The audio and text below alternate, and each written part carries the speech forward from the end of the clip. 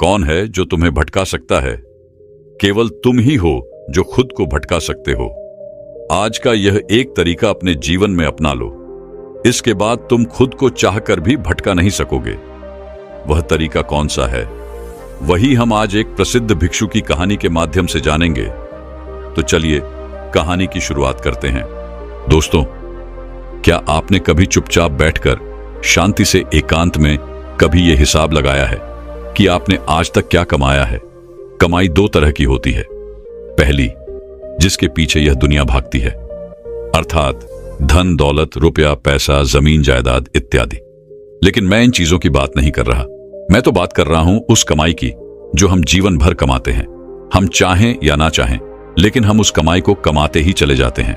और वह है दुख, दर्द, नफरत, चिंता, पश्चाताप, धोखा, इच्छाएं, कामना, वासना इत्यादि। ऐसी कई सारी चीजें हैं जो हम अपने जीवन भर यूं ही कमाते चले जाते हैं, लेकिन हमें उसका एहसास नहीं होता, क्योंकि हम तो केवल धन और दौलत के पीछे ही भागते रहते हैं। इसीलिए हम इस कमाई पर कभी ध्यान ही नहीं दे पाते। बहुत समय पहले की बात है। एक नगरी में एक साधु रहते थे। वह साधु एक दिन बीच बाजार में खड़े होकर जोर जोर से हंस रहे थे। उस बाजार में आता जाता हर एक व्यक्ति उन्हें देख रहा था और हर कोई यही समझ रहा था कि यह कोई पागल है, कोई मूर्ख है। लेकिन उस बाजार में एक ऐसा व्यक्ति भी था जिसे उस साधु की हंसी बड़ी अजीब लगी। वह तुरंत उन साधु के पास पहुंचा और कहने लगा, आप पागल हो क्या? आखिर इस तरह से बीच बाजार खड़े होकर हंसने का क्या मतलब है? आते जाते लोग आपको देखकर पागल समझ रहे हैं, मूर्ख समझ रहे हैं। आखिर आप करना क्या चाहते हो? तभी वह साथ उस व्यक्ति से कहता है, बेटा, जो मैं देख रहा हूं वह तुम नहीं देख पा रहे। यदि तुम भी वह देख लोगे तो तुम्हारी भी हंसी नहीं रुक पाएगी। यह सुन वह युवक थोड़ा सा आश्चर्यचकित हुआ और उसने उस साधु से कहा, महाराज, आखिर आपने ऐसा क्या देख लिया जिससे आपको इतनी हंसी छूट रही है? आखिर यहां पर ऐसा है क्या? यह तो एक बाजार है जहां पर लोग अपने काम की वस्तुएं लेने आ रहे हैं, और आपने ऐसा यहां पर क्या देख लिया जो आपको इतनी हंसी आ रही है? आखिर मुझे भी बताइए, मुझे भी दिखाइए। तभी वह साधु उस व्यक्ति से कहता है, बेटा, यह इतना आसान नहीं है। मैं चाहकर भी तुम्हें इसे इस तरह से नहीं दिखा सकता। इसे देखने के लिए बाहर की नहीं बल्कि भीतर की आंखों की आवश्यकता होती है। क्या तुम्हारे पास भीतर की आंखें हैं? इस पर वह युवक जोर से हंस पड़ा और उस साधु से कहता है, महाराज, लगता है आप सचमुच पागल ही हो चुके हैं। आंखें हमारे चेहरे पर होती हैं, भीतर की तरफ, हमारे भीतर की तरफ कोई भी आंखें नहीं लगी हैं। आसपास के जो लोग गुजर रहे हैं, जो आपके बारे में कह रहे हैं, को बिल्कुल सच है। आप सच में पागल हो गए हैं। भला भीतर की ओर कौन सी आंखें होती है? इस पर वह साधु उस व्यक्ति से कहता है, बेटा, भीतर की आंखें खोलने के लिए, भीतर की आंखों से देखने के लिए हिम्मत की आवश्यकता होती है। कोई डरपोक या कोई डरा हुआ इंसान इतनी हिम्मत कभी नहीं दिखा सकता। एक डरा हुआ व्यक्ति अपने भीतर की आंख कभी नहीं खोल सकता। जब उस साधु ने यह बात कही तो उस व्यक्ति को बहुत बुरा लगा। उसके अहंकार को चोट लगी और वह थोड़ा सा क्रोधित होकर उस साधु से कहता है, अच्छा, अगर यही बात है तो बताओ मुझे, मैं कैसे अपने भीतर की आंखें खोल सकता हूं? मैं तुम्हें अपने भीतर की आंख खोलकर ही दिखाऊंगा। उस व्यक्ति की यह बात सुनकर वे साधु और जोर जोर से हंसने लगा, और हंसते हंसते वह इतना लोटपोट हो गया कि जमीन पर ही गिर पड़ा। और यह सब कुछ आसपास के लोग देख रहे थे। तभी उनमें से एक व्यक्ति उस व्यक्ति से कहता है, भाई, इस पागल के चक्कर में क्यों पड़ते हो? जाओ और अपना काम करो। यह तो मूर्ख है, पागल है।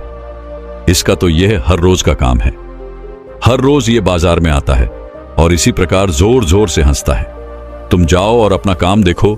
वह व्यक्ति उस दूसरे व्यक्ति की बात मान जाता है और अपने घर की ओर आगे बढ़ने लगता है। तभी पीछे से साधु जोर से चिल्लाकर कहता है, बेटा, यह इतना आसान नहीं है। लोग ऐसे ही आते हैं और चले जाते हैं। अंदर की आंखें खोलने के लिए हिम्मत चाहिए। तुम जैसे डरपोक लोग ये कभी नहीं कर सकते। उस युवक ने जब यह बात सुनी तो उसके भीतर एक गहरी चोट लगी। उसे एक गहरा आघात हुआ और तुरंत दौड़ा, उन साधु के पास पहुंचा और कहने लगा, बताओ, आखिर कैसे भीतर की आंख खोली जाती है? मैं पूरी मेहनत करूंगा, पूरी लगन और मेहनत के साथ मैं अपनी भीतर की आंख खोलकर ही दिखाऊंगा। मैं कोई डरपोक नहीं हूं जो मैं यहां से चला जाऊं। तो मुझे बताओ, क्या आखिर मैं अपने भीतर की आंख कैसे खोल सकता हूं? यह सुन, वह फकीर एक बार फिर हंसने लगा और उस व्यक्ति से कहता है, बेटा, इसके लिए तुम्हें मेरे साथ रहना होगा, मेरे साथ उठना बैठना होगा, और जो कुछ मैं कहूंगा वह तुम्हें सब कुछ करना होगा। क्या तुम कर सकोगे? वह व्यक्ति अत्यंत क्रोधित था। उसने उस साधु से कहा, आप जो कहेंगे मैं वैसा ही करूंगा, लेकिन मुझे यह बताइए कि मेरे भीतर की आंख मैं कैसे खोल सकता हूं। आप जैसा कहेंगे मैं वैसा करने के लिए तैयार हूं। इन सब की फिक्र आप ना करें। इतना कहकर वह साधु और वह युवक आश्रम की ओर चल पड़े। अब वह व्यक्ति उन गुरु के साथ आश्रम में ही रहने लगा। एक दिन वह साथ उस युवक से कहते हैं, चलो जाकर झोपड़ी की सफाई करो और उसके बाद जाकर मेरे लिए भिक्षा मांग कर लाना। उस भिक्षा से मेरे लिए भोजन पकाना, और याद रखना कि अब से प्रतिदिन तुम्हें यह काम करना ही होगा। और मेरी एक बात और याद रखना कि तुम मुझसे कोई सवाल मत पूछना। वे युवक चुपचाप उन साधु की बात मान लेता है। अब से वह हर रोज झोपड़ी की सफाई करता और हर रोज वह भिक्षा मांग कर लाता, भोजन पकाता और उन साधु को दे देता। लेकिन जब भी वह व्यक्ति भिक्षा मांगने बाहर की ओर जाया करता तो उसके मित्र, उसके सगे संबंधी जब उसे मिलते तो उसे कहते थे कि तुम कहां उस पागल के चक्कर में पड़ गए। वह तो पागल है, वह तो अपना जीवन यूं ही काट रहा है, लेकिन तुम भी उसके साथ लग गए हो। क्या तुम्हें थोड़ी भी अक्ल नहीं है? तुम इतने बड़े हो चुके हो, क्या तुमको कुछ समझ नहीं आता? वह साधु तुम्हारा इस्तेमाल कर रहा है। अपनी जिंदगी यूं व्यर्थ बर्बाद मत करो, वापस चलो, तुम्हारे घर वाले तुम्हारा इंतजार कर रहे हैं। लेकिन वह युवक उन सभी को मना कर देता है और कहता है, मैं अब अपने भीतर की आंख खोलकर ही वापस लौटूंगा। ऐसे ही कई दिन बीत गए, जिनके बाद महीनों के बाद लगभग 1 वर्ष बीत गया। लेकिन अब तक उस युवक को कुछ भी झांत नहीं हुआ। वह अब तक हर रोज उस झोपड़ी की सफाई करता और भिक्षा मांगकर जो कुछ उससे मिलता वह अपने गुरु के लिए उसका भोजन तैयार करता। देखते ही देखते उसके मन में अत्यंत क्रोध उत्पन्न होने लगा था और एक दिन उसके सब्र का बांध भी टूट गया और वह साधु से कहता है, लगता है आपके बारे में सब सच ही कहते हैं। आप केवल मेरा इस्तेमाल कर रहे हैं, मेरा फायदा उठा रहे हैं। देखते देखते 1 साल बीत चुके हैं और मैंने आपके लिए वो सब कुछ किया है जो आप मुझसे कहते हैं, लेकिन अब तक आपने मुझे एक बार भी यह नहीं बताया कि आखिर मैं भीतर की आंख किस तरह से खोल सकता हूं। तभी वह साथ चुपचाप होकर उस व्यक्ति को ऊपर से नीचे तक बड़े ध्यान से दिखता है और फिर उसकी आंखों में आंखें डालकर उस व्यक्ति से कहता है, बेटा, 1 साल बीत चुका है और मैं भी इसी दिन का इंतजार कर रहा था कि आखिर तुम कब मुझसे यह सवाल करोगे। अब तुम यह सीख सकते हो कि तुम अपने भीतर की आंख कैसे खोल सकते हो, क्योंकि भीतर की आंख ऐसे ही तो खुलती है। तभी वह युवक कहता है, भीतर की आंख आखिर कैसे खुलती है? मैं कुछ समझा नहीं। तभी वह साधु उस व्यक्ति से कहता है, बेटा, बिल्कुल ऐसे ही। तभी वह व्यक्ति उस साधु से कहता है, लगता है आप सचमुच पागल हो चुके हैं और मुझे भी पागल बनाना चाहते हैं। यदि आपको कुछ याद नहीं है तो आप मुझे इस तरह से क्यों बहका रहे हैं? मुझे तो लगता है कि आपको भी इसके बारे में कुछ नहीं पता। आप केवल लोगों को मूर्ख बनाना जानते हैं, उनका इस्तेमाल करना जानते हैं। और अब तो मैं भी अपने नजरों में गिर चुका हूं, क्योंकि मैंने आपकी बातों पर भरोसा किया। धीरे धीरे मैंने अपने 1 वर्ष आपको समर्पित कर दिया, लेकिन आज मुझे यह लगता है कि मैंने यह फैसला लेकर बहुत बड़ी गलती कर दी। तभी वे साधु उस युवक से कहता है, नहीं बेटा, ऐसा नहीं है। जब हम खुद से सवाल करना शुरू करते हैं, वास्तविकता में तभी हम अपने भीतर की आंख खोलने का प्रयास करते हैं। हम अपने भीतर की आंख को खोलना शुरू कर देते हैं।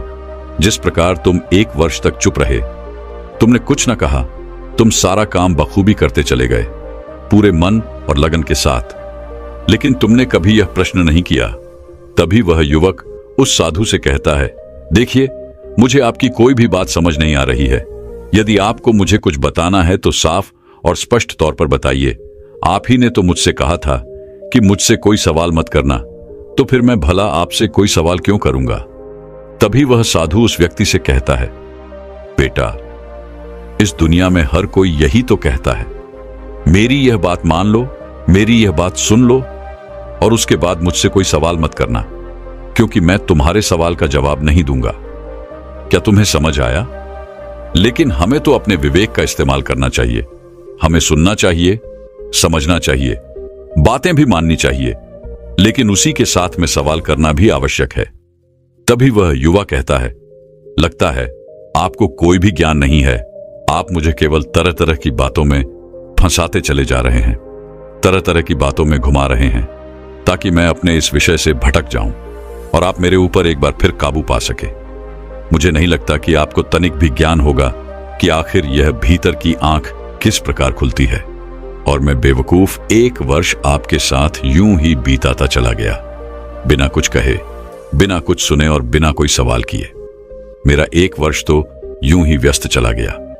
उस व्यक्ति की यह बात सुनकर वह साधु मुस्कुराने लगे और युवक से कहते हैं, बेटा तुम एक काम करो, तुम एक पुस्तक ले लो और उसमें लिखो अपने सारे दुख, दर्द, इच्छाएं, कामनाएं, वासनाएं, नफरत, जलन, द्वेष, जीवन की नीरसता और जितने भी प्रकार के दुख और समस्याएं तुम्हारे जीवन में हैं, तुम उसे लिख लो और उसके बाद जब वो पूरी हो जाए तब तुम मेरे पास आना।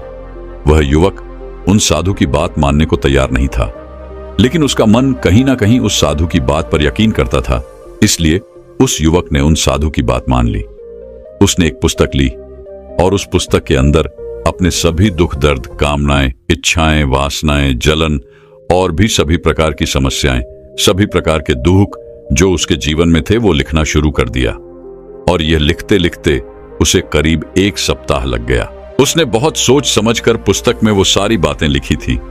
और जब उस युवक को लगने लगा कि उसने सब कुछ उस पुस्तक में लिख दिया है, तब वह पुस्तक लेकर वह उन साधु के पास पहुंचा और उन साधु से कहता है, यह लीजिए महाराज, जैसा आपने कहा था मैंने बिल्कुल वैसा ही किया है।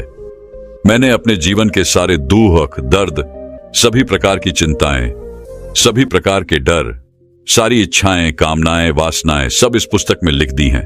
तभी वह साधु बड़ी ही अचरजता के साथ उस युवक से कहते हैं, क्या जो कुछ तुमने इसके अंदर लिखा है वह सब कुछ लिख दिया है? सोच लो कहीं तुम कुछ भूल तो नहीं रहे। इस पर वह युवक कहता है, नहीं नहीं महाराज, मैंने बहुत सोच समझकर इस पुस्तक में वो सारी चीजें लिखी हैं जो मेरे जीवन में दुख और तकलीफें उत्पन्न कर रही हैं। इसी कारण तो मुझे 1 सप्ताह लग गए इसे पूरा लिखने में। यह सुनकर वह साधु कहता है, बहुत बढ़िया, अच्छा अब ठीक है, अब तुम मेरे लिए एक और काम करो। जो कुछ भी तुमने इस पुस्तक में लिखा है क्या वह सच है? इस पर वह व्यक्ति कहता है, हाँ बिल्कुल सच। जो मैं अपने जीवन में महसूस करता हूं, जो दुख, जो तकलीफें, जो चिंताएं मुझे लगता है कि मेरे जीवन में है, मैंने बिल्कुल वही चीजें लिखी हैं। तभी वे साधु उस युवक से कहते हैं, तो ठीक है, इस पुस्तक में जो कुछ भी लिखा है तुम उसे अपने जीवन से निकाल फेंको। उसके बाद शांत बैठकर एकांत से यह सोचो कि इसके बाद तुम्हारे जीवन में क्या बचा है। जब तुम्हें इसका जवाब मिल जाए तब तुम मेरे पास आना। उस युवक ने उन साधु की बात एक बार फिर से मान ली। वह पुस्तक लेकर वापस चला गया, लेकिन वह वापस नहीं लौटा। देखते देखते करीब 2 सप्ताह बीत चुके थे, लेकिन अब तक वह लौट कर नहीं आया था। एक दिन वह फकीर फिर से उसी बाजार में जाकर खड़े हो गए और हंस रहे थे। तभी अचानक वह युवक भी वहां पर आ पड़ा और वह भी जोर जोर से हंसने लगा। तभी वे साधु उस व्यक्ति से कहते हैं, क्या हुआ बेटा, क्या तुम्हारे भीतर की आंखें खुली? इस पर कोई युवक कहता है, हाँ महाराज, मेरे भीतर की आंख खुल चुकी है और मैं सब कुछ साफ साफ देख पा रहा हूं। ये दुनिया बड़ी पागल है, मूर्ख है, व्यर्थ की चीजों के पीछे भागती रहती है। और मुझे हंसी तो इस बात पर आ रही है कि मैं भी कभी इस पागल दुनिया का एक हिस्सा था।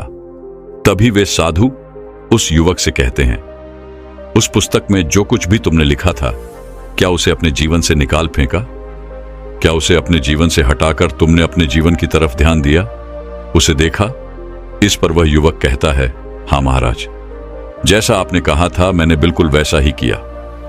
और जब मैंने उन चीजों को अपने जीवन से हटाया और उसके बाद अपने जीवन को शांतिपूर्वक देखना शुरू किया, तब मुझे एहसास हुआ कि इन सभी के अलावा हमारे जीवन में कुछ था ही नहीं।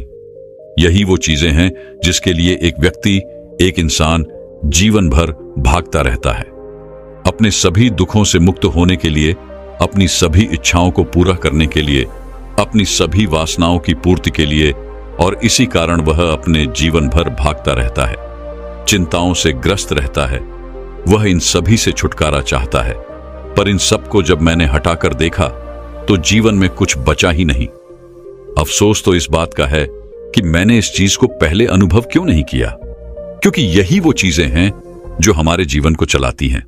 वास्तविक तौर पर हमारा अपने जीवन पर कोई हक नहीं होता, और तो और हम जीवन भर केवल यही कमाते रहते हैं, लेकिन इनमें से कोई भी चीज जीवन नहीं है, और हम मूर्ख अपना कीमती जीवन गवाकर इन व्यर्थ की चीजों को कमाते रहते हैं। और आखिर में क्या होता है?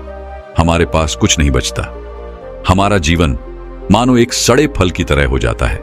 जिस प्रकार एक सड़ा हुआ फल किसी काम का नहीं होता, ठीक वैसा ही हमारा जीवन भी किसी काम का नहीं रह जाता। उस युवक की ये सारी बातें सुनकर वह साधु यह समझ चुके थे कि इस युवक ने अपने भीतर की आंखें खोल ली हैं और वह सब कुछ सच सच साफ साफ देख पा रहा है। दोस्तों, क्या आपने अपने जीवन को कभी शांतिपूर्वक देखने का प्रयास किया है? जरा सोचिए, आपका जीवन इनके बिना क्या है? चिंताओं के अलावा, दुख दर्द के अलावा, लालच, लोभ के अलावा, काम वासना, इच्छा और द्वेष जलन, इन सभी के अलावा यदि इनमें से कोई भी चीज आपके जीवन में ना हो तो आपके जीवन में क्या बचेगा? हम तो जीवन भर इन चीजों से नफरत करते हैं, लेकिन फिर भी ये चीजें हमें हमारे जीवन में हमेशा मिलती रहती हैं, और हम इनसे पीछा छुड़ाने के लिए जीवन भर भागते रहते हैं। और हम यह भी चाहते हैं कि हमारा पीछा इनसे छूट जाए, ताकि हम आनंदित और सुख में जीवन व्यतीत कर सकें। आंखें बंद कीजिए और एक पल के लिए यह सोचिए कि इन सभी के बिना आपके जीवन में क्या बचेगा। यदि आप भीतर अपने आप से सवाल करेंगे तो आपको इसका जवाब जरूर मिलेगा, और आपकी भीतर की जो आंखें हैं वह अब भी खुलने लगेंगी। आप सच को भली भांति जान पाएंगे, उसे देख पाएंगे, उसे समझ पाएंगे। यदि हम एक बुद्धित्व व्यक्ति की बात करें तो एक बुद्धित्व व्यक्ति अपने जीवन से इन सभी चीजों को मिटा देता है, अपनी सभी स्मृतियों को हटा देता है, और जब उसके भीतर से ये सारी चीजें निकल जाती हैं, सारी चीजें हट जाती हैं, तब वह कैसा जीवन जीगा, उसे कैसा अनुभव होगा, इसे अपने भीतर से सोचिए। और अगर आप ये सब कुछ नहीं सोच पा रहे हैं, ये सब कुछ नहीं समझ पा रहे हैं, तो आप एक छोटा सा काम कीजिए, अपनी आंखें बंद कीजिए और पल भर के लिए सब कुछ भूल जाइए। अपने सपने, दुख, दर्द, चिंताएं, फिक्र, समस्याएं, सब कुछ भूलकर अपने एक हाथ से अपने दूसरे हाथ को स्पर्श कीजिए और अपने हाथ को महसूस कीजिए। अब आपको कैसा लग रहा है? कुछ ऐसा जैसे मानो आपने आज तक महसूस न किया हो। ठीक इसी प्रकार हमारा जीवन भी है। जब हम इन व्यर्थ की चीजों को अपने जीवन से निकाल फेंकते हैं तो हमारा जीवन भी कुछ नया हो जाता है, कुछ अलग हो जाता है। हम हर चीज को अलग ढंग से देख पाते हैं, समझ पाते हैं, और हमारा जीवन पूरी तरह बदलने लग जाता है। आपको सब कुछ नया लगने लगता है, अच्छा लगने लगता है। यह अनुभव आपने इससे पहले कभी महसूस नहीं किया होता। तो दर्शकों, अब तनाव और चिंता को खत्म करने के लिए अगली कहानी की शुरुआत करते हैं। बहुत समय पहले की बात है। एक नगरी में एक व्यक्ति रहा करता था। वह व्यक्ति अपने जीवन में बहुत तनाव झेल रहा था। उसका पूरा जीवन मानो तनाव से ही हुआ भरा था। चिंतित रहता था, परेशान रहता था। उसे ऐसा लग रहा था कि मानो उसका पूरा जीवन इसी तनाव में गुजर जाएगा। जब उसकी शादी नहीं हुई थी तो उसे शादी करने का तनाव था। शादी हो जाने के बाद अच्छी नौकरी और रुपए पैसे कमाने का तनाव उस पर बढ़ गया। जैसे तैसे उसे एक नौकरी मिल गई और वह कुछ पैसे भी कमाने लगा, लेकिन उसके बाद उसे और उसकी पत्नी को कोई बच्चा नहीं हो रहा था, जिस कारण उसका तनाव और बढ़ गया। कुछ सालों बाद उसके जीवन में खुशी की लहर आई। उसकी पत्नी ने एक बेटे को जन्म दिया, लेकिन अब उस बेटे के जन्म के बाद उसे अपने बेटे के भविष्य की चिंता सताने लगी। उसका तनाव और ज्यादा बढ़ गया। उसकी जिंदगी मानो एक तनाव बनकर रह गई थी। वह इस तनाव से किसी भी हालत में छुटकारा चाहता था। वह चाहता था कि वह अपने जीवन को खुशी और खुशहाल तौर पर जिए। एक दिन वह अपने घर के बाहर बैठकर यही सब सोच रहा था कि वह अपने जीवन को कैसे खुशहाल बना सके, कैसे वह अपने उन सपनों को पूरा कर सके जिससे उसका भविष्य सुधर सके।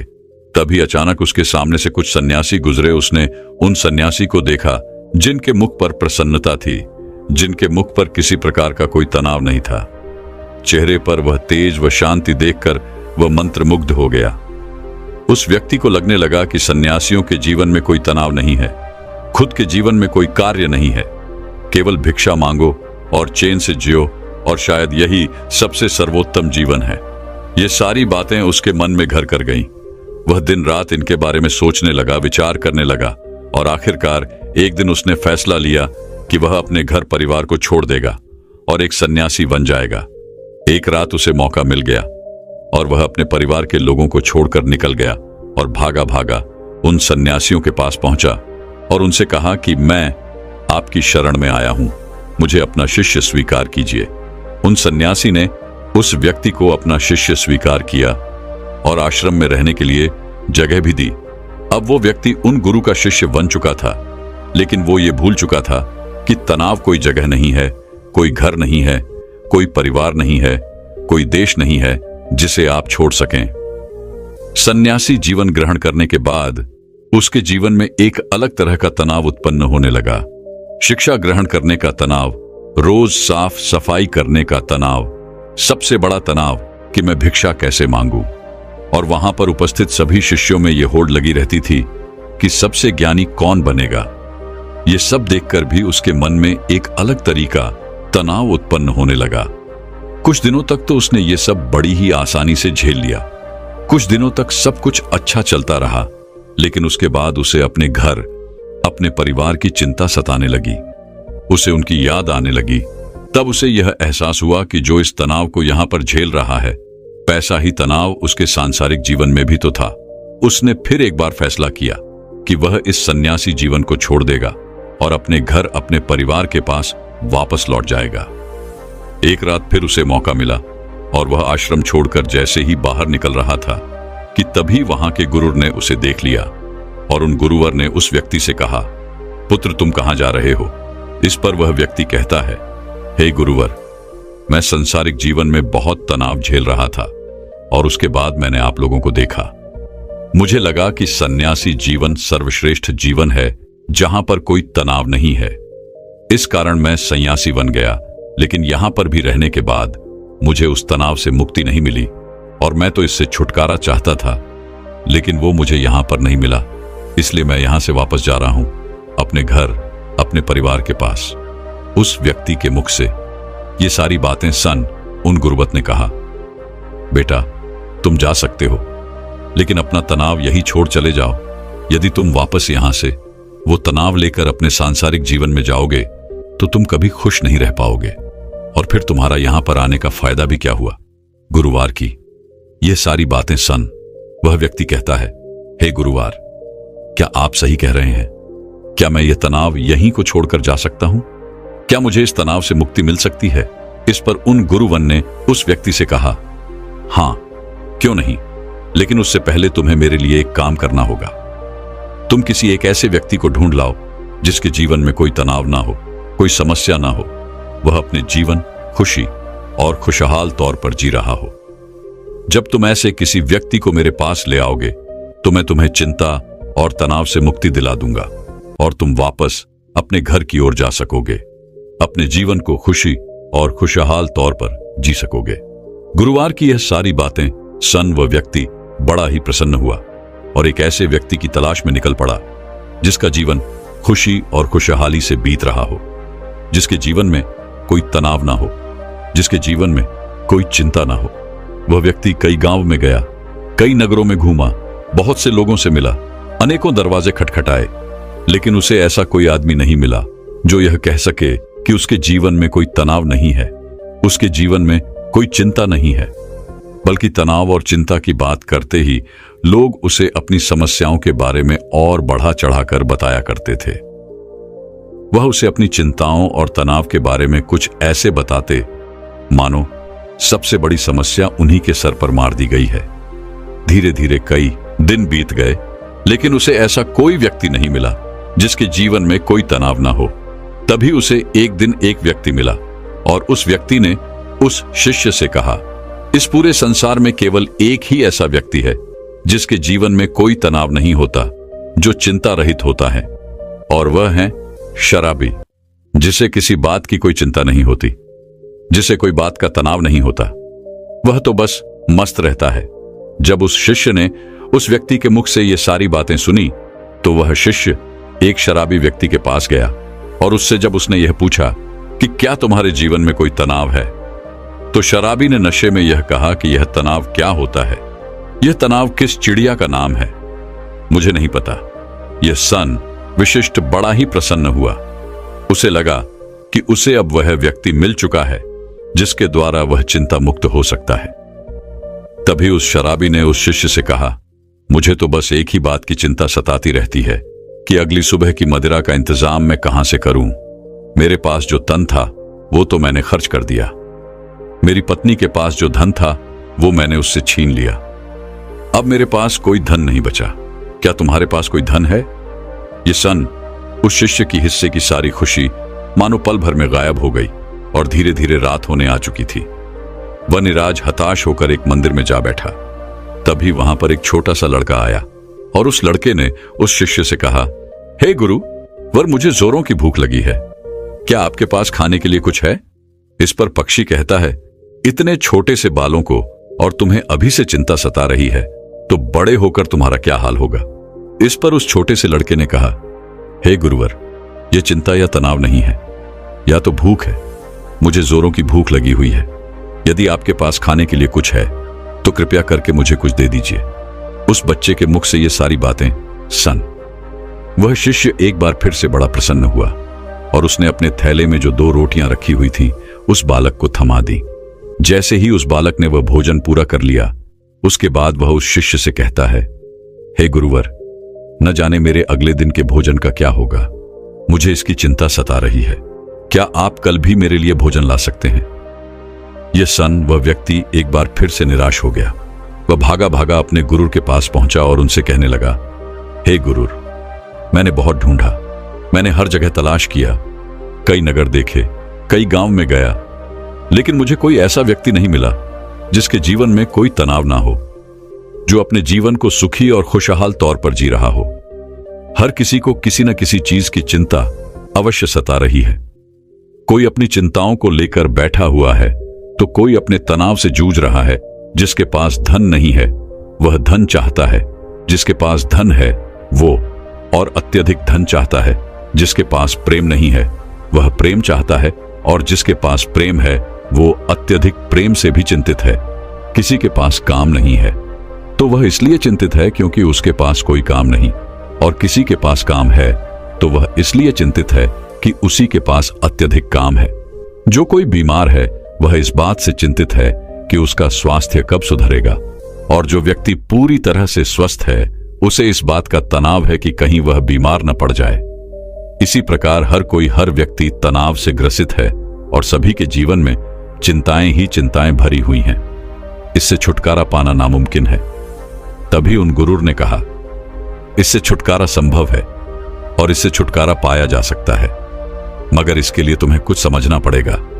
इस पर वह व्यक्ति उन गुरुवर से कहता है, क्या है गुरुदेव, मुझे ऐसा क्या समझना पड़ेगा?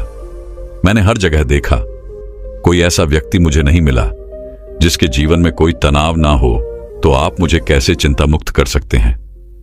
इस पर गुरुवर ने कहा, जो मैं तुम्हें समझाने की कोशिश कर रहा हूं उसे तुम ठीक से समझने की कोशिश करना। उन गुरुर ने कुछ गीली लकड़ियां अपने आश्रम के पास से उठाई और उन्हें उस शिष्य के सामने रख दिया और कहा, इसमें आग लगा दो। उस शिष्य ने काफी कोशिश की, लेकिन उन गीली लकड़ियों में भला कहां आग लगने वाली है। पश्चिमे परेशान हो गया, लेकिन उसमें आग नहीं लग पाई। इस पर उसने गुरुवार को कहा, हे गुरुदेव, इन गिरी लकड़ियों में आग नहीं लग सकती, इसमें आग लगाना संभव ही नहीं। इस पर वह गुरुदेव कहते हैं, पुत्र, मैं तुम्हें यही समझाने की कोशिश कर रहा हूं कि तुम इन गिरी लकड़ियों को क्या करोगे। इसे धूप में सुखाओगे या फिर इन गीली लकड़ियों को लेकर सोचते रहोगे, चिंतित रहोगे और तनाव में रहोगे। तुम चाहो तो इन्हें धूप में सुखा सकते हो, लेकिन इसमें थोड़ा सा समय लगेगा। और यदि तुम चिंता की जगह चिंतन करो तब तुम ये जरूर समझ सकते हो कि तुम इसकी जगह पर कुछ सूखी लकड़ियों का इंतजाम कर सकते हो और जिनमें आग लगाना भी संभव होगा।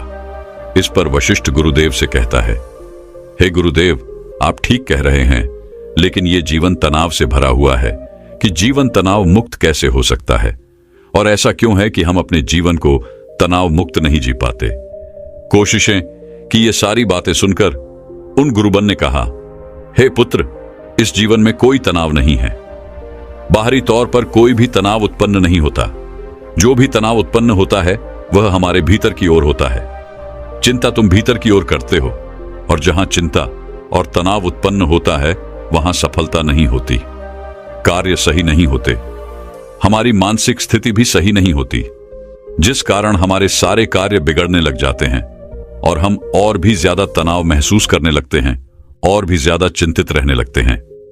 आगे वह गुरुदेव अपने शिष्य से कहते हैं, यदि चीजें हमारे मुताबिक होने लगे तो हम अपने जीवन में कभी भी तनाव महसूस ही नहीं करेंगे और ना ही हम कभी चिंता करेंगे और हमारा जीवन भी खुशी और खुशहाल तौर पर चलता रहेगा। हमें चिंता करने की कोई आवश्यकता नहीं पड़ेगी। जैसे यदि ये लकड़ियां मुझे सूखी मिल जाएं, तो मैं इनमें आसानी से आग लगा सकता हूं और मेरे भीतर किसी प्रकार का कोई तनाव उत्पन्न ही नहीं हो पाएगा। तो हमारा तनाव इन लकड़ियों के स्वभाव पर निर्भर करता है। यदि कोई इस बात को पहले से ही स्वीकार कर ले कि जीवन में यदि हमें हमेशा सूखी लकड़ियां नहीं मिलती, तो वह पहले से ही उन सूखी लकड़ियों का इंतजाम कर लेगा। और जो इस बात को स्वीकार कर लेता है, अगर उसे सूखी लकड़ियां ना भी मिले तो वह धैर्य रखता है, सब्र रखता है और उन गीली लकड़ियों को सुखाने का पूरा प्रयास भी करता है, न कि उन गीली लकड़ियों को लेकर हाथ पर हाथ धरे बैठ जाता है और अलग अलग चिंताओं में डूब जाता है कि सूखी लकड़ियां मुझे क्यों नहीं मिली और आखिर उसे क्यों मिली, मुझे क्यों नहीं मिली, आखिर कब तक ऐसा चलता रहेगा, मेरा क्या होगा, हमेशा मेरे साथ ऐसा ही क्यों होता है। इस तरह की सोच रखने वाले लोग हमेशा तनावग्रसित रहते हैं, चिंतित रहते हैं और अपने जीवन को कभी भी खुशी और खुशहाल तौर पर नहीं जी पाते। हमारा यह जीवन बड़ा ही अनमोल है। इस जीवन में कुछ समस्याएं होती हैं तो कुछ समस्याएं हम खुद उत्पन्न कर लेते हैं, जबकि यह समस्याएं वास्तविकता में होती ही नहीं। इस पर कोशिश ये कहता है, हे गुरुवर, आप क्या कहना चाहते हैं, जरा स्पष्ट तौर पर बताइए, मैं आपकी बात समझ नहीं पाया। तभी वह गुरुर कहते हैं, अच्छा मुझे यह बताओ, तुम अपने परिवार को छोड़कर यहां पर सन्यासी बनने क्यों आए थे। शिष्य ने कहा, गुरुर, मेरे जीवन में बहुत तनाव था। इसका जवाब देते हुए गुरु ने कहा, तो क्या इस जीवन में कोई तनाव नहीं है। इस पर शिष्य ने कहा, हे गुरुदेव, यहां पर भी तनाव है, जिस कारण मैं ये सन्यासी जीवन छोड़कर वापस अपने परिवार के पास लौटना चाहता हूं। तभी गुरुवर ने कहा, अगर तुम्हारे भीतर हर एक कार्य को लेकर यही भाव उत्पन्न होता रहेगा कि मैं यह कैसे करूंगा, यह मुझसे होगा या नहीं होगा, या फिर मैं यह कर पाऊंगा या नहीं, मैं इन चीजों का सामना कैसे करूंगा, मैं चाहता हूं लेकिन यह मुझसे नहीं होता और मेरे साथ ऐसा ही क्यों होता है। ऐसा ना होकर वैसा हो जाए, मुझे कोई देख ही ना पाए, मैं छुप जाऊं, किसी का मेरे ऊपर ध्यान ही ना जाए, अब मेरा क्या होगा। और भाई ये कहां पर आकर फंस गया कि सारे भाव तुम्हारे मन के हैं। ये सारे भाव तब भी तुम्हारे मन में उत्पन्न होते होंगे जब तुम अपने परिवार के साथ थे, और जब तुम यहां पर आए तब भी तुम्हारे अंदर ये सारे भाव उत्पन्न होते रहे। इस पर वशिष्ठ कहता है, हां गुरुदेव, आप बिल्कुल ठीक कह रहे हैं, मेरे अंदर ये सारे भाव अभी तक उत्पन्न हो रहे हैं। जब मैं अपने परिवार के साथ था तब भी, और जब मैं यहां पर सन्यासी बनकर आपके सामने हूं तब भी मेरे अंदर ये सारे भाव उमड़ रहे हैं। इस पर गुरुवर ने कहा, यह समस्या तुम्हारे बाहर की नहीं है।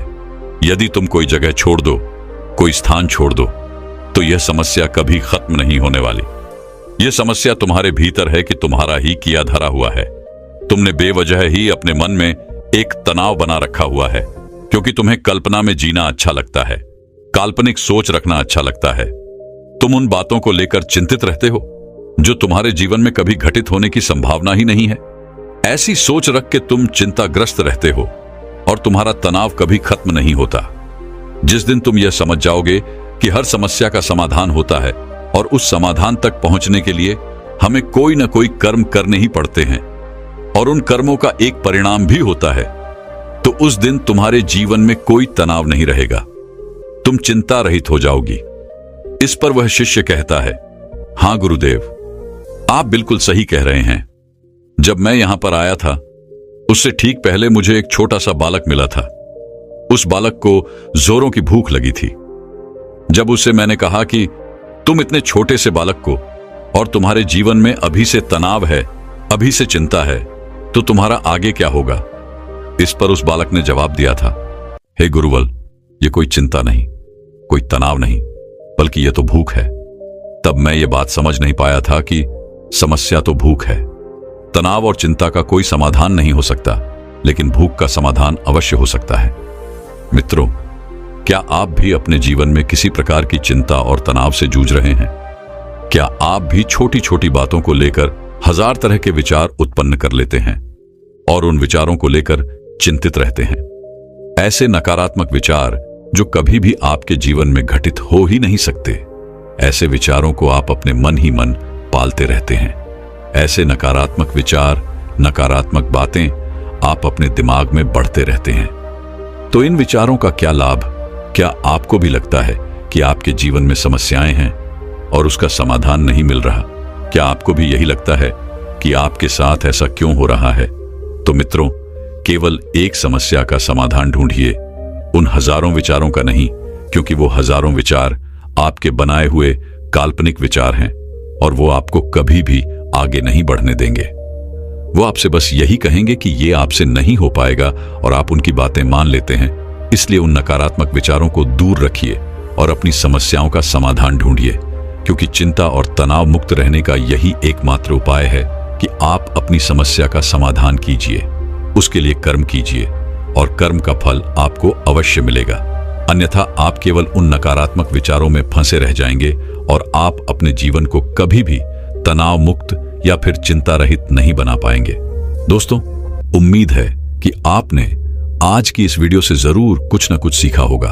तो इस वीडियो को लाइक और अपने दोस्तों के साथ शेयर जरूर कीजिएगा और हमें ऐसे ही सपोर्ट करने के लिए चैनल को सब्सक्राइब और घंटी बटन को जोर दबा दीजिएगा। चलिए मिलते हैं इसी और वीडियो में। तब तक के लिए अपना ख्याल रखें। धन्यवाद। बहुत समय पहले की बात है, एक नगरी में एक व्यक्ति रहा करता था। वह व्यक्ति अपने जीवन में बहुत तनाव झेल रहा था। उसका पूरा जीवन मानो तनाव से ही भरा था। वह चिंतित रहता और शांत रहता था, क्योंकि उसे आलस करने की आदत थी। उसे ऐसा लग रहा था कि मानो उसका पूरा जीवन इसी तनाव में गुजर जाएगा। जब उसकी शादी नहीं हुई थी तो उसे शादी करने का तनाव था। शादी हो जाने के बाद अच्छी नौकरी और रुपए पैसे कमाने का तनाव उस पर बढ़ गया।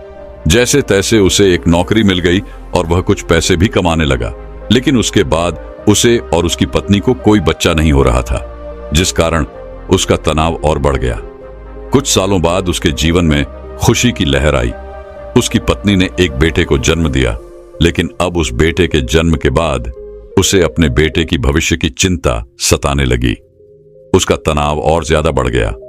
उसकी जिंदगी मानो एक तनाव बनकर रह गई थी। वह इस तनाव से किसी भी हालत में छुटकारा चाहता था। वह अपने जीवन को खुशी से जीना चाहता था। इसलिए एक दिन वह अपने घर के बाहर बैठकर यही सब सोच रहा था कि वह अपने जीवन को कैसे खुशहाल बना सके, कैसे वह अपने उन सपनों को पूरा कर सके जिससे उसका भविष्य सुधर सके। तभी अचानक उसके सामने से कुछ सन्यासी गुजरे। उसने उन सन्यासियों को देखा जिनके मुख पर प्रसन्नता थी, जिनके मुख पर किसी प्रकार का कोई तनाव नहीं था। चेहरे पर वह तेज, वह शांति देखकर वह मंत्रमुग्ध हो गया। उस व्यक्ति को लगने लगा कि सन्यासियों के जीवन में कोई तनाव नहीं है, उनके जीवन में कोई कार्य नहीं है, केवल भिक्षा मांगो और चैन से जियो, और शायद यही सबसे सर्वोत्तम जीवन है। ये सारी बातें उसके मन में घर कर गई। वह दिन रात इनके बारे में सोचने लगा, विचार करने लगा और आखिरकार एक दिन उसने फैसला लिया कि वह अपने घर परिवार को छोड़ देगा और एक सन्यासी बन जाएगा। एक रात उसे मौका मिल गया और वह अपने परिवार के लोगों को छोड़कर निकल गया और भागा भागा उन सन्यासियों के पास पहुंचा और उनसे कहा कि मैं आपकी शरण में आया हूं, मुझे अपना शिष्य स्वीकार कीजिए। उन सन्यासी ने उस व्यक्ति को अपना शिष्य स्वीकार किया और आश्रम में रहने के लिए जगह भी दी। अब वो व्यक्ति उन गुरु का शिष्य बन चुका था, लेकिन वो ये भूल चुका था कि तनाव कोई जगह नहीं है, कोई घर नहीं है, कोई परिवार नहीं है, कोई देश नहीं है जिसे आप छोड़ सकें। सन्यासी जीवन ग्रहण करने के बाद उसके जीवन में एक अलग तरह का तनाव उत्पन्न होने लगा। शिक्षा ग्रहण करने का तनाव, रोज साफ सफाई करने का तनाव और सबसे बड़ा तनाव कि मैं भिक्षा कैसे मांगूं। और वहां पर उपस्थित सभी शिष्यों में यह होड़ लगी रहती थी कि सबसे बड़ा ज्ञानी कौन बनेगा। यह सब देखकर भी उसके मन में एक अलग तरीके का तनाव उत्पन्न होने लगा। कुछ दिनों तक तो उसने ये सब बड़ी ही आसानी से झेल लिया। कुछ दिनों तक सब कुछ अच्छा चलता रहा, लेकिन उसके बाद उसे अपने घर, अपने परिवार की चिंता सताने लगी। उसे उनकी याद आने लगी। तब उसे यह एहसास हुआ कि जो इस तनाव को यहां पर झेल रहा है, वैसा ही तनाव उसके सांसारिक जीवन में भी तो था। उसने फिर एक बार फैसला किया कि वह इस सन्यासी जीवन को छोड़ देगा और अपने घर, अपने परिवार के पास वापस लौट जाएगा। एक रात फिर उसे मौका मिला और वह आश्रम छोड़कर जैसे ही बाहर निकल रहा था कि तभी वहां के गुरुवर ने उसे देख लिया और उन गुरुवर ने उस व्यक्ति से कहा, पुत्र तुम कहां जा रहे हो? इस पर वह व्यक्ति कहता है गुरुवर, मैं संसारी जीवन में बहुत तनाव झेल रहा था और उसके बाद मैंने आप लोगों को देखा। मुझे लगा कि सन्यासी जीवन सर्वश्रेष्ठ जीवन है जहां पर कोई तनाव नहीं है। इस कारण मैं सन्यासी बन गया, लेकिन यहां पर भी रहने के बाद मुझे उस तनाव से मुक्ति नहीं मिली और मैं तो इससे छुटकारा चाहता था, लेकिन वो मुझे यहां पर नहीं मिला। इसलिए मैं यहां से वापस जा रहा हूं, अपने घर, अपने परिवार के पास। उस व्यक्ति के मुख से ये सारी बातें सुन उन गुरुवर ने कहा, बेटा तुम जा सकते हो, लेकिन अपना तनाव यही छोड़ के चले जाओ। यदि तुम वापस यहां से वो तनाव लेकर अपने सांसारिक जीवन में जाओगे तो तुम कभी खुश नहीं रह पाओगे और फिर तुम्हारा यहां पर आने का फायदा भी क्या हुआ। गुरुवर की ये सारी बातें सुन वह व्यक्ति कहता है गुरुवर, क्या आप सही कह रहे हैं? क्या मैं यह तनाव यहीं पर छोड़कर जा सकता हूं? क्या मुझे इस तनाव से मुक्ति मिल सकती है? इस पर उन गुरुवर ने उस व्यक्ति से कहा, हां क्यों नहीं, लेकिन उससे पहले तुम्हें मेरे लिए एक काम करना होगा। तुम किसी एक ऐसे व्यक्ति को ढूंढ लाओ जिसके जीवन में कोई तनाव ना हो, कोई समस्या ना हो, वह अपने जीवन खुश और खुशहाल तौर पर जी रहा हो। जब तुम ऐसे किसी व्यक्ति को मेरे पास ले आओगे तो मैं तुम्हें चिंता और तनाव से मुक्ति दिला दूंगा और तुम वापस अपने घर की ओर जा सकोगे। फिर तुम भी अपने जीवन को खुशी और खुशहाल तौर पर जी सकोगे। गुरुवर की यह सारी बातें सुन वह व्यक्ति बड़ा ही प्रसन्न हुआ और एक ऐसे व्यक्ति की तलाश में निकल पड़ा जिसका जीवन खुशी और खुशहाली से बीत रहा हो, जिसके जीवन में कोई तनाव ना हो, जिसके जीवन में कोई चिंता ना हो।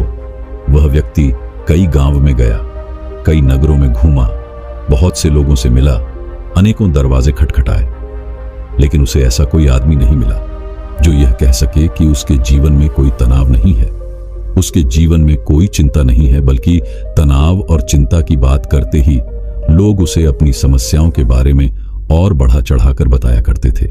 वह उसे अपनी चिंताओं और तनाव के बारे में कुछ ऐसे बताते मानो सबसे बड़ी समस्या उन्हीं के सर पर मढ़ दी गई है। धीरे धीरे कई दिन बीत गए, लेकिन उसे ऐसा कोई व्यक्ति नहीं मिला जिसके जीवन में कोई तनाव ना हो।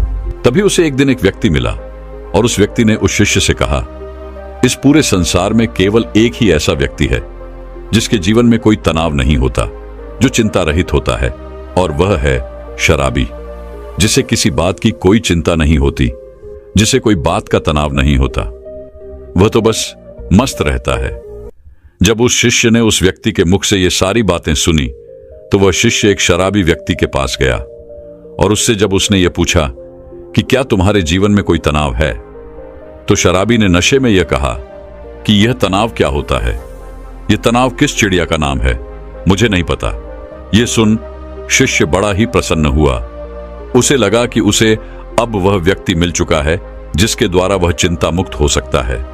तभी उस शराबी ने उस शिष्य से कहा, मुझे तो बस एक ही बात की चिंता सताती रहती है कि अगली सुबह की मदिरा का इंतजाम मैं कहां से करूं। मेरे पास जो धन था वो तो मैंने खर्च कर दिया, मेरी पत्नी के पास जो धन था वो मैंने उससे छीन लिया, अब मेरे पास कोई धन नहीं बचा। क्या तुम्हारे पास कोई धन है? ये सुन उस शिष्य के हिस्से की सारी खुशी मनोबल पल भर में गायब हो गई और धीरे धीरे रात होने आ चुकी थी। वह शिष्य हताश होकर एक मंदिर में जा बैठा। तभी वहां पर एक छोटा सा लड़का आया और उस लड़के ने उस शिष्य से कहा, है गुरुवर, मुझे जोरों की भूख लगी है, क्या आपके पास खाने के लिए कुछ है? इस पर शिष्य कहता है, इतने छोटे से बालकों और तुम्हें अब भी से चिंता सता रही है, तो बड़े होकर तुम्हारा क्या हाल होगा? इस पर उस छोटे से लड़के ने कहा, है गुरुवर है, ये चिंता या तनाव नहीं है, या तो भूख है। मुझे जोरों की भूख लगी हुई है। यदि आपके पास खाने के लिए कुछ है तो कृपया करके मुझे कुछ दे दीजिए। उस बच्चे के मुख से ये सारी बातें सुन वह शिष्य एक बार फिर से बड़ा प्रसन्न हुआ और उसने अपने थैले में जो 2 रोटियां रखी हुई थी उस बालक को थमा दी। जैसे ही उस बालक ने वह भोजन पूरा कर लिया, उसके बाद वह उस शिष्य से कहता है गुरुवर, न जाने मेरे अगले दिन के भोजन का क्या होगा। मुझे इसकी चिंता सता रही है। क्या आप कल भी मेरे लिए भोजन ला सकते हैं? यह सुन वह व्यक्ति एक बार फिर से निराश हो गया। वह भागा भागा अपने गुरुवर के पास पहुंचा और उनसे कहने लगा है, गुरुवर, मैंने बहुत ढूंढा, मैंने हर जगह तलाश किया, कई नगर देखे, कई गांव में गया, लेकिन मुझे कोई ऐसा व्यक्ति नहीं मिला जिसके जीवन में कोई तनाव ना हो, जो अपने जीवन को सुखी और खुशहाल तौर पर जी रहा हो। हर किसी को किसी न किसी चीज की चिंता अवश्य सता रही है। कोई अपनी चिंताओं को लेकर बैठा हुआ है, तो कोई अपने तनाव से जूझ रहा है। जिसके पास धन नहीं है वह धन चाहता है, जिसके पास धन है वो और अत्यधिक धन चाहता है। जिसके पास प्रेम नहीं है वह प्रेम चाहता है, और जिसके पास प्रेम है वह अत्यधिक प्रेम से भी चिंतित है। किसी के पास काम नहीं है तो वह इसलिए चिंतित है क्योंकि उसके पास कोई काम नहीं, और किसी के पास काम है तो वह इसलिए चिंतित है कि उसी के पास अत्यधिक काम है। जो कोई बीमार है वह इस बात से चिंतित है कि उसका स्वास्थ्य कब सुधरेगा, और जो व्यक्ति पूरी तरह से स्वस्थ है उसे इस बात का तनाव है कि कहीं वह बीमार न पड़ जाए। इसी प्रकार हर कोई, हर व्यक्ति तनाव से ग्रसित है और सभी के जीवन में चिंताएं ही चिंताएं भरी हुई हैं। इससे छुटकारा पाना नामुमकिन है। तभी उन गुरुवर ने कहा, इससे छुटकारा संभव है और इससे छुटकारा पाया जा सकता है, मगर इसके लिए तुम्हें कुछ समझना पड़ेगा। इस पर वह व्यक्ति उन गुरुवर से कहता है, क्या है गुरुदेव, मुझे ऐसा क्या समझना पड़ेगा? मैंने हर जगह देखा, कोई ऐसा व्यक्ति मुझे नहीं मिला जिसके जीवन में कोई तनाव ना हो, तो आप मुझे कैसे चिंता मुक्त कर सकते हैं? इस पर गुरुवर ने कहा, जो मैं तुम्हें समझाने की कोशिश कर रहा हूं उसे तुम ठीक से समझने की कोशिश करना। उन गुरुवर ने कुछ गीली लकड़ियां अपने आश्रम के पास से उठाई और उन्हें उस शिष्य के सामने रख दिया और कहा, इसमें आग लगा दो। उस शिष्य ने काफी कोशिश की, लेकिन उन गीली लकड़ियों में भला कहां आग लगने वाली है। पर शिष्य परेशान हो गया, लेकिन उसमें आग नहीं लग पाई। इस पर उसने गुरुवर को कहा, है गुरुदेव, इन गीली लकड़ियों में आग नहीं लग सकती, इसमें आग लगाना संभव ही नहीं। इस पर वह गुरुदेव कहते हैं, पुत्र, मैं तुम्हें यही समझाने की कोशिश कर रहा हूं कि तुम इन गीली लकड़ियों को क्या करोगे। इसे धूप में सुखाओगे या फिर इन गीली लकड़ियों को लेकर सोचते रहोगे, चिंतित रहोगे और तनाव में रहोगे।